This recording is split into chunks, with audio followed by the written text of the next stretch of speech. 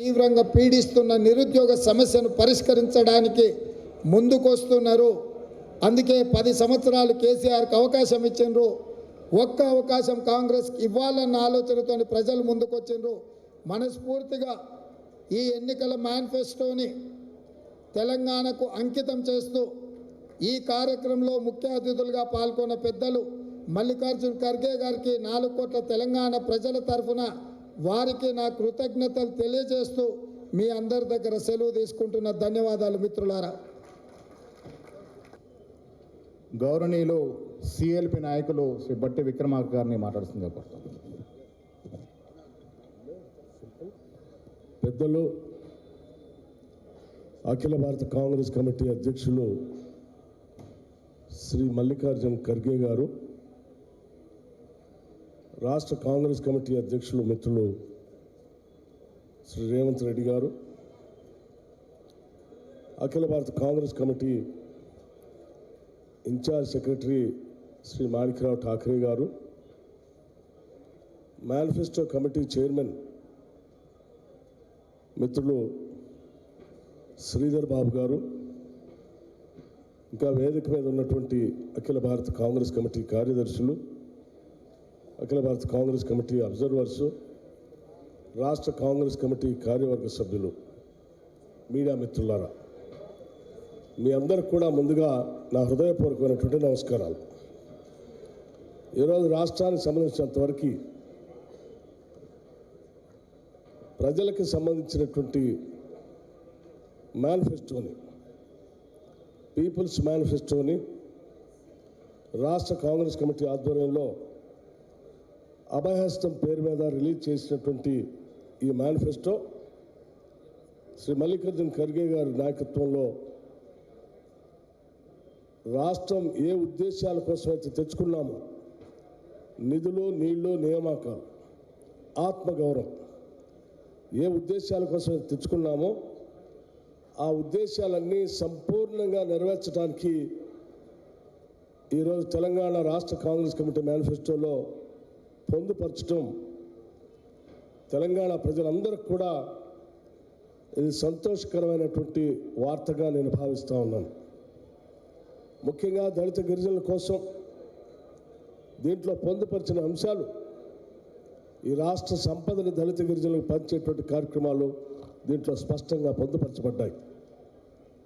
అలాగే బలహీన వర్గాలకు సంబంధించి కూడా జనాభాలో సగభాగం ఉన్నటువంటి బలహీన వర్గాలకి దామాషా ప్రకారం సంపదను పంచడమే కాదు, బీసీ సప్లాన్ తీసుకొని వస్తామని చెప్పినటువంటి సంఘటన కూడా దీంట్లో పొందుపరచడం నిజంగా అభినందించదగినటువంటి విషయం. అలాగే మనందరికీ తెలిసింది, ఆనాటి శ్రీమతి ఇందిరాగాంధీ గారి నాయకత్వంలో తీసుకొచ్చినటువంటి భూ సంస్కరణ ద్వారా పంచినటువంటి భూములన్నింటినీ కూడా నూతనంగా ఏర్పడినటువంటి రాష్ట్రంలో టీఆర్ఎస్ ప్రభుత్వం వెనక్కి తీసుకొని బలవంతంగా ఆ పేద ప్రజల నోటి దగ్గర ఉన్నటువంటి భూములు లాక్కొని కార్పొరేట్ సంస్థలకు దారాదత్తం చేస్తున్నటువంటి సంఘటన మనం గత 10 సంవత్సరాలుగా చూస్తూ వచ్చాం. ఇందులో చాలా స్పష్టంగా ఆనాటి కాంగ్రెస్ ప్రభుత్వాలు ఎవరికైతే పేదల భూములు పంచబడ్డాయో ఆ భూములన్నీ తిరిగి వాళ్ళకే ఇస్తామని చెప్పేటువంటి ఒక స్పష్టమైనటువంటి ప్రకటన నిజంగా ఆ భూములు కోల్పోయిన పేద ప్రజలందరికీ కూడా ఆనందదాయకమైనటువంటి విషయంగా నేను భావిస్తూ ఉన్నాను. సింగరేణి కాలనీకి సంబంధించి కానీ, ముస్లిం మైనార్టీ సోదరులకు సంబంధించి కానీ, రైతాంగ సోదరులకు సంబంధించిన 2 లక్షల రుణమాఫీ విషయం గురించి కానీ, కౌలు రైతులకు కూడా రైతు ప్రోత్సాహంగా ఇచ్చేటువంటి కార్యక్రమాలు కానీ, ఇందులో పెద్ద ఎత్తున ప్రజలకి సంపదను ఎట్లా పంచాలో స్పష్టంగా దీంట్లో పొందుపరిచి ఆ సంపదను పంచే కార్యక్రమాన్ని మేనిఫెస్టో ద్వారా తెలంగాణ కాంగ్రెస్ కమిటీ ఈరోజు రాష్ట్ర ప్రజలకి ప్రకటన చేయటం జరిగింది. మిత్రులారా, మీ అందరికీ నేను ఒకటే విజ్ఞప్తి చేస్తూ ఉన్నాను. తెలంగాణ రాష్ట్రం ధనిక రాష్ట్రం, సంపద బాగా ఉన్నటువంటి రాష్ట్రం. ఈ సంపదను ప్రజలకు పంచడం కోసం ఇక్కడ ఉన్నటువంటి జీవితాలు మార్పు చెందడం కోసమే ప్రత్యేక రాష్ట్రం కోసం మనందరం కొట్లాడాం. పెద్దల తెలంగాణ ఇచ్చారు. తెలంగాణ రాష్ట్రం అయితే వచ్చింది, సంపద మాత్రం ప్రజల దగ్గర చేరలేదు. ఆ సంపదని పంచే కార్యక్రమమే ఈ తెలంగాణ అభయహస్తం మేనిఫెస్టోగా స్పష్టంగా కనిపిస్తాం. అందుకోసమే పీపుల్స్ గవర్నమెంట్, ప్రజాప్రభుత్వాన్ని రాహుల్ గాంధీ గారు చాలా స్పష్టంగా చెప్పారు. రేపు జరిగేటువంటి ఎన్నికలు దొరల తెలంగాణకి, ప్రజల తెలంగాణకి మధ్య జరుగుతున్నటువంటి పోరాటంగా ఈ రాష్ట్ర సంపద అంతా కూడా ప్రజలకి ఏ రకంగా పంచాలో మన నాయకత్వం అంతా కూడా స్పష్టంగా చెప్పిన తర్వాత ప్రజలందరి దగ్గర నుంచి సమాచారం తీసుకొని పొందుపరిచినటువంటి అద్భుతమైనటువంటి మేనిఫెస్టో ఈ అభయ హస్తంతో కూడినటువంటి మేనిఫెస్టో. ఇది పీపుల్స్ మేనిఫెస్టో. ప్రజల ప్రభుత్వం తెచ్చుకోవడానికి పెద్ద ఎత్తున ఉపయోగపడేటువంటి ఈ మేనిఫెస్టోను అందించినటువంటి manifesto committee chairman Sridhar Babu గారికి, కన్వీనర్ మిత్రులు ప్రసాద్ గారికి, ఇందులో ఉన్నటువంటి సభ్యులందరికీ కూడా నా హృదయపూర్వకమైనటువంటి అభినందనలు, ధన్యవాదాలు కూడా తెలియజేస్తూ ఈ మేనిఫెస్టోని మీడియా మిత్రులందరూ కూడా ఇంటింటికి మీరు కూడా ఇందులో లబ్ధి చెందేటువంటి వాళ్ళు, లబ్ధి పొందేటువంటి వాళ్ళు ఇంటింటికి మేనిఫెస్టోని చేర్చడం కోసం మీడియా మిత్రులందరూ కూడా సాధ్యమైనంత మేరకు ఇందులో ఉన్నటువంటి అంశాలన్నింటినీ కూడా వార్తా కథనాలుగా ప్రసారం చేయాలని, ఇక్కడ ఉన్నటువంటి కాంగ్రెస్ నాయకత్వం, పోటీ చేస్తున్నటువంటి అభ్యర్థులు, ప్రతి మండల కాంగ్రెస్ అధ్యక్షులు, బ్లాక్ కాంగ్రెస్ కమిటీ అధ్యక్షులు, గ్రామ కాంగ్రెస్ అధ్యక్షులు కూడా ఇంటింటికి మనం ఏ రకంగా అయితే 6 గ్యారంటీలు పంపిణీ చేశామో ఈ మేనిఫెస్టో, అభయహస్తం మేనిఫెస్టో, కాంగ్రెస్ పార్టీ ఈరోజు రిలీజ్ చేసిన మేనిఫెస్టోను కూడా ఇంటింటికి పంచడం కోసం ప్రతి ఒక్కళ్ళం కృషి చేద్దాం. ఈ రాష్ట్ర సంపదను ప్రజలకు పంచే దాంట్లో మనం అందరం భాగస్వాములు అవుదాం. కాంగ్రెస్ పార్టీ చేగుర్తుపైన పెద్ద ఎత్తున ఓట్లేసి ఈ మేనిఫెస్టోను అమలు చేయడం కోసం ముందుకు పోదామని చెప్పి అందరి మిత్రులకి నమస్కరిస్తూ విజ్ఞప్తి చేస్తూ సెలవు తీసుకున్నాను. జై హింద్, జై కాంగ్రెస్.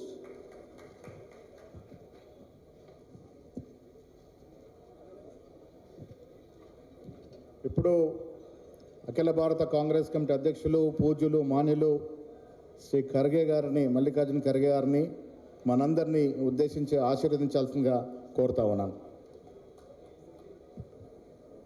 आज के इस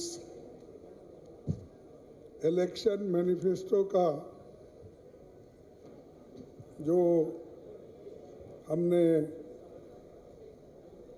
डिक्लेयर करने जा रहे हैं, ये बहुत ही बड़ा इम्पोर्टेंट इस चुनाव के दृष्टि से, और election manifesto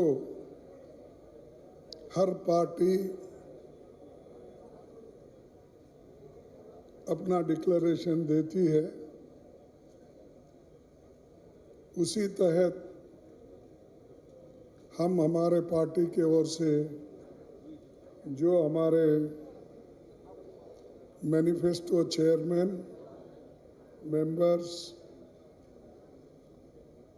Congress president, CLP leader, अभी सभी नेताओं ने मिलकर तैयार किया हुआ एक डॉक्यूमेंट तेलंगाना जनता के लिए है। तो आज इस मंच पे बैठे हुए हमारे कांग्रेस के नेतागण श्री माणिकराव ठाकरे जी, रेवंत रेड्डी जी, भट्टी विक्रम जी, श्रीधर बाबू जी, दीपा दास मुंशी जी, और ऑल जितने भी डिस्टिंग्विश्ड मेंबर्स कांग्रेस के यहाँ बैठे हुए हैं, और आज इस इलेक्शन मैनिफेस्टो लॉन्च करने के समय पर जो हमारे भाई बहन युवा नेता जो आए हैं, उन सबको मैं धन्यवाद देता हूं और हमारे मीडिया के मित्रों ने भी बड़ी संख्या में यहाँ आए, उनका भी मैं स्वागत करता हूं। उसी के साथ चंद बातें मैं कहता हूं और ये जो लॉन्च कर रहे हैं हम इलेक्शन मैनिफेस्टो, उसके चंद पॉइंट्स आपके सामने रखूंगा। जो हमारी सरकार आएगी तो हम ज़रूर उन सभी डिक्लेरेशन के पॉइंट्स को इम्प्लीमेंट करेंगे। अब तेलंगाना का जनता का मूड तो ऐसा है कि कांग्रेस पार्टी को किसी न किसी तरह हुकूमत में लाना, ये वोटरों का इरादा हो गया है।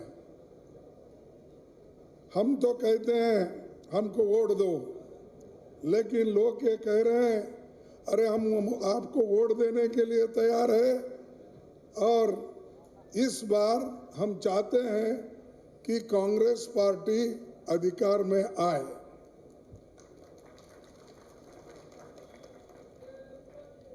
क्योंकि ये कोई किसी को दुख पहुंचाना, किसी का क्रिटिसाइज करना,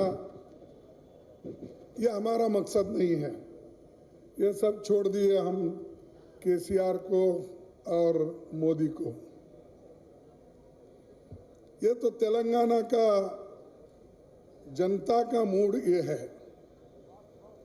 और इरिगेशन में जो घोटाला हुआ, कल्लेश्वरम बैरेज में जो घोटाला हुआ, इस घोटाले की वजह से और जो भ्रष्ट सरकार यहाँ है, इन्होंने बहुत कुछ गलत कामें की है। और इसको तो पहले तो जोर से मोदी साहब बोलते थे, लेकिन आजकल उनकी आवाज भी केसीआर के खिलाफ कमजोर हो गई है। और केसीआर भी मोदी जी को पहले बहुत बोलते थे, कहा यहाँ से चलते चलते महाराष्ट्र तक गए थे। यहाँ से केसीआर साहब चलते चलते महाराष्ट्र तक गए थे कि सारे हिंदुस्तान में अपने पार्टी को फैलाने के लिए गए थे, लेकिन सिर्फ मोदी के पास ही वो सुकड़ गए। जो मोदी बोले वही सही, और उसके से ज़्यादा नहीं बोलना, ये उन्हीं का जो ये कहना है। और आज मैं चैलेंज के साथ कहता हूं, कितना भी कोशिश मोदी और केसीआर दोनों मिलके करेंगे, फिर भी कांग्रेस जरूर आएगी। क्योंकि जनता खुद यहाँ के घोटालों को समझे हैं और उनके रिटायरमेंट के दिन भी अब आ गए हैं। हम नहीं बोल रहे, उन्होंने खुद ही बोले बस इसके बाद मैं रिटायर होता हूं।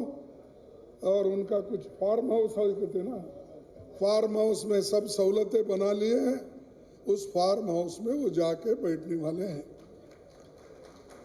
तो इसीलिए जब खुद मैं रिटायर हो रहा हूं, फार्म हाउस में जा रहा हूं, ये बात जब कहते हैं तो उनको कम से कम विदाई के लिए आप लोग अच्छी तैयारी करो।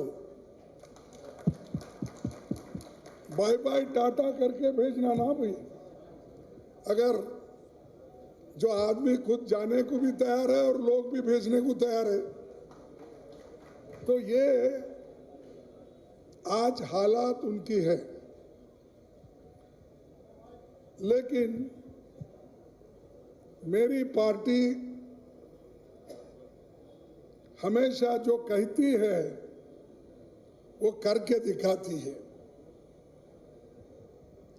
हमने वायदा किया था तेलंगाना के लोगों को, सोनिया गांधी जी ने, कि आपको स्वतंत्र तेलंगाना राज्य बना के दूंगी। उन्होंने करके दिया, उन्होंने करके दिया, और आज उनका नाम भी कोई याद नहीं करता उधर के लोग। कांग्रेस तो हमेशा सच के लिए लड़ती है, बोलती है, लेकिन जो फायदा उठा रहे हैं आज, उनके जबान से सोनिया गांधी का नाम नहीं आता। और सोनिया गांधी अगर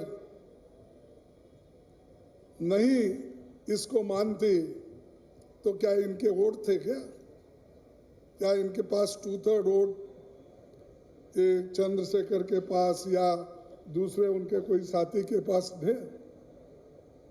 कुछ नहीं। लेकिन जो आदमी, जो पार्टी उनके लिए, सारे जनता के लिए की है, याद तो करो जो त्याग करके, और बहुत से लोग नाराज थे कि जो ये नहीं करना बोल के, लेकिन उनकी नाराजगी को अलग रखकर सोनिया गांधी जी ने तेलंगाना बनाया। तेलंगाना बनाने के बाद कुर्सी पे कौन बैठे? जो आदमी तेलंगाना बनाने के लिए उसके पास कोई शक्ति नहीं थी। अब ऐसा तो एजिटेशन पूरे तेलंगाना में बहुत लोग की है, बहुत लोग गोलियां खाई, लाठी खाए, मरे। उनके वजह से आखिरी में सोनिया गांधी जी ने मानकर ये तुम्हारे को आज तेलंगाना मिला है। तो इसका फायदा जनता की भलाई करने के बजाय सब लोग लूटते जा रहे हैं। अब इरिगेशन में लूटना, सैंड में लूटना, माइनिंग में लूटना, कोयले में लूटना, कितने लूट करने के लिए आप तेलंगाना लिए? क्या तेलंगाना को समृद्ध बनाने के लिए आप अलग राज्य बनाए? मुझे बोलिए। तो ये सब सिर्फ चंद लोगों के लिए तेलंगाना का बेनिफिट मिल रहा है। इसीलिए हम वायदा करते हैं, बाकी के तो हमारे ये जो मैनिफेस्टो है, ये मैनिफेस्टो तो आपको मिलेगा, और हमारे नेता लोग जब भी जाएंगे वो बताएंगे इसमें क्या है, और आप भी पढ़ के इसमें देख ले सकते हैं। वो तो है हमारे, लेकिन उसके अलावा भी जो ये बैकवर्ड क्लास डिक्लेरेशन, दलित डिक्लेरेशन, ये डिस्ट्रिक्ट के डेवलपमेंट, ये सारी चीजें तो इसमें हैं। लेकिन हम 6 गारंटी आपको दे रहे हैं। जैसा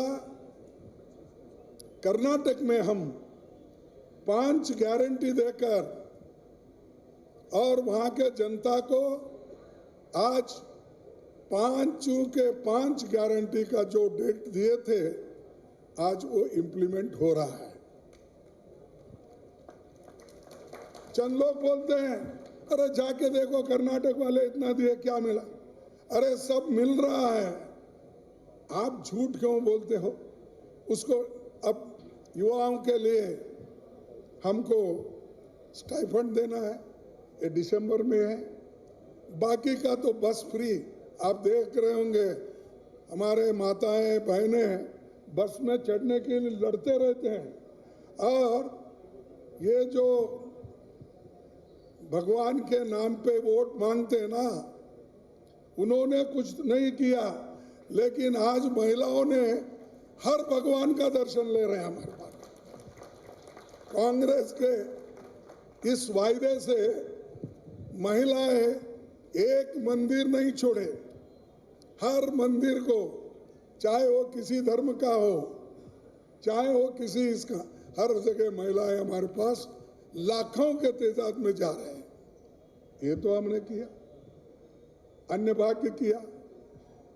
उसके बाद करंट फ्री जो हमने कहा था वो किया, और तीसरा महिलाओं के लिए जो 2,000 रुपये महीना वो करे, जो यानी जो 5 बोले तो 5 गारंटी दी हम, गैस का भी 500 रुपीज। ऐसा ही तेलंगाना में कांग्रेस के राज्य में 6 गारंटी हम जो दे रहे हैं वो बराबर हम इम्प्लीमेंट करेंगे। और मैं यहाँ बैठे हुए नेताओं को ये कहूंगा कि ये जो 6 गारंटी है, ये 6 गारंटी आप लोग पहला कैबिनेट जब कॉन्स्टिट्यूट करते हैं और मीटिंग होती है, वो मीटिंग में ये सब निर्णय लेना चाहिए। अगर ये निर्णय नहीं लेंगे फिर हम बोलना पड़ता भाई तुम्हारे हाथ से नहीं होता, फिर दूसरे को मंगाओ बोलेंगे। ये गारंटी जो दिए हैं उसका अनुष्ठान होना जरूरी है। और मैं आके यहाँ जब डिक्लेयर कर रहा हूँ, शायद हमारे पार्टी के पूरे नेता लोग एक होकर ये जरूर करेंगे, ऐसे मेरा विश्वास भी है और हम करके दिखाएंगे। हम और हमारा पहला लक्ष्य है महालक्ष्मी योजना। महिलाओं को हर महीने 2,500 रुपये,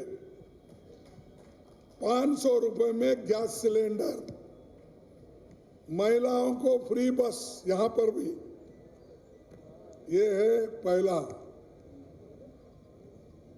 रैतु भरोसा, किसानों को हर साल 15,000 रुपये, खेतिहर मजदूरों को 12,000 रुपये, धान पर 500 रुपये प्रति कुंटल बोनस, ये भी हम करेंगे रैत के लिए। गृह ज्योति योजना, 200 यूनिट बिजली फ्री। इंदिरा अम्मा इंदलू घर बनाने के लिए 5 लाख रुपए की सहायता। तेलंगाना आंदोलन के सेनानियों को 250 रुपए, 250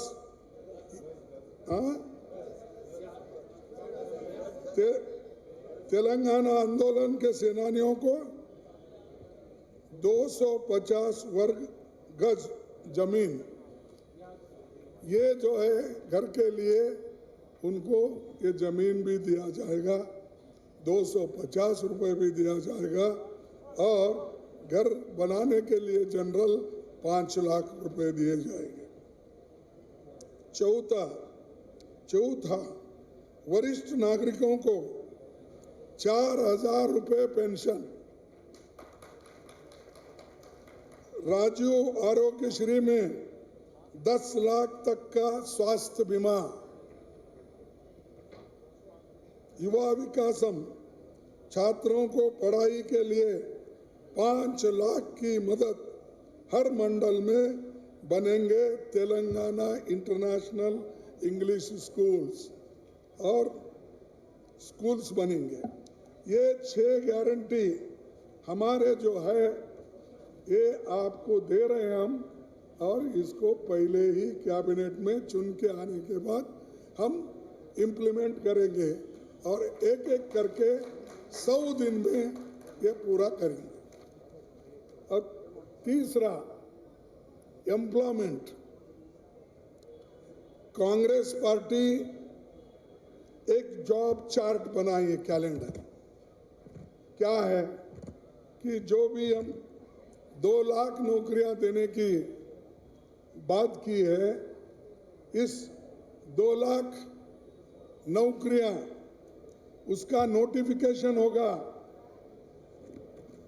ग्रुप 1 अपॉइंटमेंट्स, उसका जो नोटिफिकेशन होगा 1/1/2024, यानी 1 तारीख फरवरी को ये नोटिफिकेशन होगा। ग्रुप 2 अपॉइंटमेंट्स, फेज 1 1/4/2024 और फेज 2 15/12/2024, यानी ये दूसरा हमारा नोटिफिकेशन। तीसरा नोटिफिकेशन, ग्रुप 3 अपॉइंटमेंट्स 1/6/2024 और phase 2 1/12/2024। Group 4 appointments, junior assistant, all government departments, hostel welfare officers, data entry assistants, ये सारी चीज़ें हैं। इसको फेज 1 1/6/2024, फेज 2 1/12/2024, एक ग्रुप 4 अपॉइंटमेंट का डेट और नोटिफिकेशन हम दे रहे हैं। 5 असिस्टेंट एग्जीक्यूटिव इंजीनियर्स एटसेट्रा, ये 1/5/2024। और 6 agriculture officers, horticulture officers, veterinary officers, वो भी 1/5/2024। ये हम करेंगे, ये डेट के साथ हम वायदा कर रहे हैं। और हमारी गवर्नमेंट ये देरी नहीं करेंगी। जब हमने डेट के साथ इस नोटिफिकेशन का आपके सामने रख रहे हैं और इस हमारे तेलंगाना के जनता के सामने हम रख रहे हैं, तो इसको हम कटिबद्ध है, इसमें कोई आगे पीछे नहीं है। हम बराबर जैसा बोलते हैं वैसा हम चलेंगे। और इसके बाद में थोड़ा कुछ, परसों मोदी साहब आए थे, फिर वो शेड्यूल कास्ट में उन्होंने भिन्न उनको अलग करने की कोशिश उन्होंने की, तो वो होने वाला नहीं है। यहाँ जिसको जो मिलना है, चाहे वो मादिगा कम्युनिटी हो, माला हो और शेड्यूल कास्ट के हो, बैकवर्ड के, जिसको जिसको मिलना है वो जरूर कांग्रेस पार्टी देगी। इसमें हम पीछे हटने वाले नहीं हैं, या किसी को कुचल के दबा के दूसरे को लाना, ये नहीं हमारा इरादा। अरे हम तो वो लोग हैं, इस देश का संविधान बनाकर सबको बराबर का हिस्सा हमने दिया है, हमने दिया। क्या इन्होंने केसीआर दिया? क्या मोदी दिया? अभी मोदी पैदा ही नहीं हुआ था। ऐसे लोग भटकाते हैं, लोगों को दिशा भूल करते हैं और ऊपर से बोलते हैं देश में हम सब मिलकर रहना। भाई मिलकर रहना ठीक है, कौन अपोज करे थे? आप आके 10 साल हो रहे हैं, कौन रोका था आपको करने नहीं करना बोल के? कोई नहीं, लेकिन आप नहीं किए।